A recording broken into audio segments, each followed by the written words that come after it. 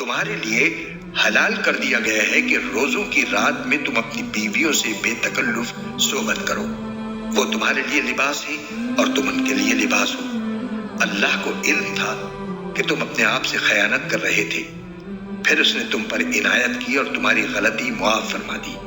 چنانچہ اب تم ان سے صحبت کر لیا کرو، اور جو کچھ اللہ نے تمہارے لیے لکھ رکھا ہے اسے طلب کرو، اور اس وقت تک کھاؤ پیو جب تک صبح کی سفید دھاری سیاہ دھاری سے ممتاز ہو کر تم پر واضح نہ ہو جائے۔ اس کے بعد رات آنے تک روزے پورے کرو، اور ان اپنی بیویوں سے اس حالت میں مباشرت نہ کرو جب تم مسجدوں میں اعتکاف میں بیٹھو۔ یہ اللہ کی مقرر کی ہوئی حدود ہیں، لہٰذا ان کی خلاف ورزی کے قریب بھی مت جانا۔ اسی طرح اللہ اپنی نشانیاں لوگوں کے سامنے کھول کھول کر بیان کرتا ہے تاکہ وہ تقوی اختیار کریں۔